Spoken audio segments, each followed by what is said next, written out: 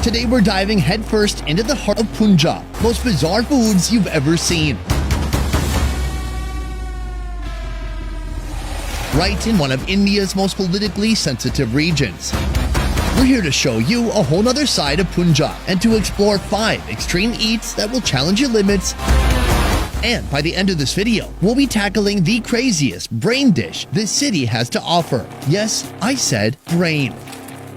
But first, let's start with a breakfast that is as wild as it gets, the infamous mutton paya. Made from dozens of goat feet stewed for hours. This dish is packed with collagen, creating a superfood that locals swear by for keeping them looking young. If you've ever wanted to chew on a foot while sipping on the fountain of youth, well, this is your chance. In India, paya is made mostly from mutton. In Islamic countries, they sometimes make it from beef. Mutton paya is disappearing not only in Amritsar, but all over India. Very few restaurants serve this now. The main reason is that the preparation requires too much work. Start by transferring a mountain of boiled mutton feet into a pressure cooker filled with water. Season generously with salt, turmeric powder, ginger, red onions, and green chilies. Seal it up and let the pressure cooker transform this nightmare fuel into the most delicious soup ever. While that's cooking away, prepare the curry. Add ghee or clarified butter into a large pot. As soon as it melts, add ginger garlic paste and some green paste.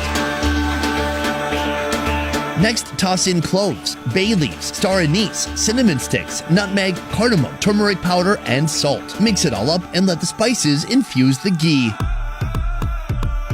Then add a bit of chili powder, more turmeric powder, and a generous portion of broth from our boiling trotters. Speaking of which, the trotters should be ready by now. Pour the stew into a pan, add a few trotters, and bring it all to a boil. Finally, serve this hearty concoction with a sprinkle of fresh coriander on top.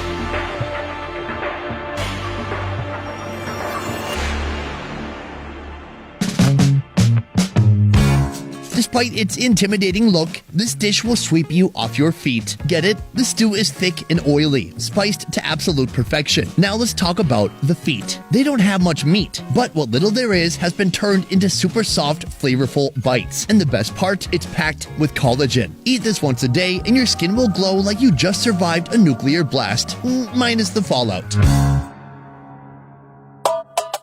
Now we have another North India classic, chicken cooked in clay pots with a rich, creamy curry packed with intense spices. This dish is so irresistible, it'll have you signing up for Sunday pottery classes just so you can make your own clay pots at home.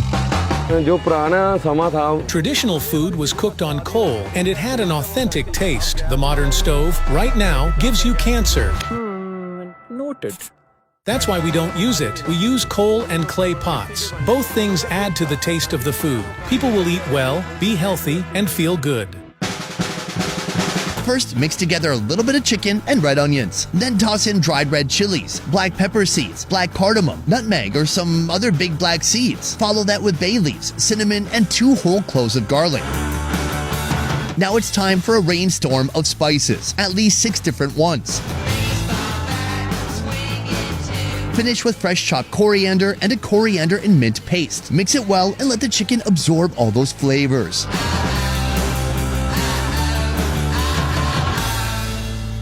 Next, add liquid to the clay pots, followed by more fresh chopped coriander, dried red chilies, and a whole clove of garlic. Add our marinated chicken until the clay pot is full to the brim. Close the lid and seal it with a piece of dough, turning the clay pot into the OG pressure cooker. Give it a shake, place it on hot coals, and let it cook for a while. Once it's done, it's ready to be served. Inside the clay pot, you'll discover a creamy, rich chicken curry. The chicken is tender and juicy, while the curry manages to be both creamy and light, creating a perfect balance of indulgence and freshness. Each bite is a harmonious blend of succulent meat and delicately spiced curry. Our third extreme dish traces its origins from the Mughal kitchens to the streets of Punjab. This is pota kaleji, a delectable curry featuring succulent chicken gizzards and livers, slow cooked in a pressure cooker to achieve maximum flavor. Pota kaleji. We started making pota kaleji in the last 3 or 4 years. My father used to make this pota kaleji at home, and it tasted really great, so we thought of adding it to our menu. We are selling 22 to 33 pounds of pota kaleji daily. First, cut the gizzards into manageable pieces. Give everything a good wash and get them clean. Season with just a bit of salt and turmeric powder. Mix it up well, then move the gizzards to the pressure cooker and let them soften up. Once the gizzards are tender, add the livers, seal it up again, and let everything cook until it's perfectly soft. Meanwhile, let's prepare the stew. Add oil to a wok and saute some diced red onions. Then add ginger garlic paste, diced tomatoes, and more oil. Sprinkle it with red chili powder and add a splash of water. Next, add turmeric powder and garam masala,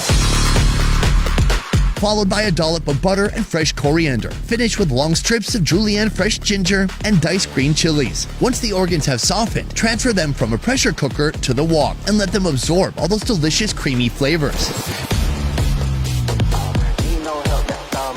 Afterward, move everything into a huge tawa and let it cook even more. Serve with fresh herbs and julienne ginger strips. Pota kaleji. It's the perfect introduction of South Asian extreme eats. Think of it as the gateway dish that says welcome to the wild side. The pressure cooker and strongly spiced curry work their magic, transforming those gamey offcuts into delicious soft bites that you cannot stop eating. Before our big finale, we've got the perfect appetizer, an unusual mini bird that is the ultimate finger food for any big event. No, it's not a baby chicken, it's a quail. Think of it as the fun-sized version of poultry. This preparation is inspired by tandoori chicken, so get ready for a bite that's small in size but big on flavor. Basically, ज़्यादा सर्दी में पसंद करते लोग. People prefer eating this in winter. The quails are a little expensive, but they warm the body a lot. We source them from a village in Punjab. We don't sell the farm-fed quails here because their quality is not good. We serve customers the healthiest options. Our quail quality is different. Start by giving those tiny quails a luxurious massage with homemade masalas, making sure every inch of their little bodies is infused with delicious spices. Next, skewer them up one by one on iron rods. No escaping for these guys. Once you have 2 rods full of what looks like an Angry Birds convention, it's time for the roasting. Carefully place them in the tandoor oven and let them cook to perfection, rotating to get an even bake on all sides. When they're golden brown and ready to strut their stuff, serve them up with a side of onion salad and coriander chutney. After some quality time in the tandoor, the quails come out with a perfect golden brown coating, and the meat will just fall apart between your fingers. The coriander chutney and onion salad play the perfect sidekicks, balancing the whole thing out. For our final extreme meal, get ready for the Hyderabad delicacy that's beloved across the Indian subcontinent, from Bangladesh to Nepal, India, and Pakistan. It's a goat's brain served with gravy. Oh, you heard that right. Brain food taken to a whole new level. First, pour a generous amount of ghee onto the tawa. Follow it with diced chilies, julienne fresh ginger, and diced red onions. I got the rock star parking everybody wants. While that's sauteing, place a few brains on the edges of the tawa. I don't even notice all these plastic dishes. As soon as the ghee is infused with the aromatics, start scooping in the brains. I'm a boss, boss, boss. Baby, I'm a boss. Using a spatula, slowly mash up the brains into smaller chunks.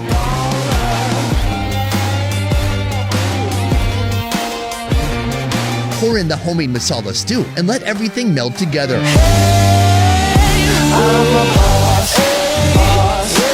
Finish it off with a sprinkle of various seasonings. And top it with fresh coriander. Just like that, our brains are ready to serve.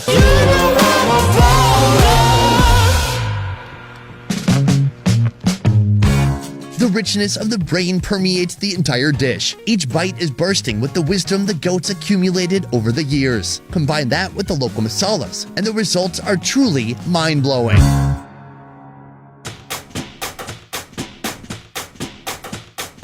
Well guys, we did it. We survived exploring the most unusual eats of India. Now comes the moment of truth. Which dish do you think stole the show? Was it the collagen-rich paya, the clay pot matki chicken, the power couple of pota kaleji, the tandoori quail, or the brainy magas?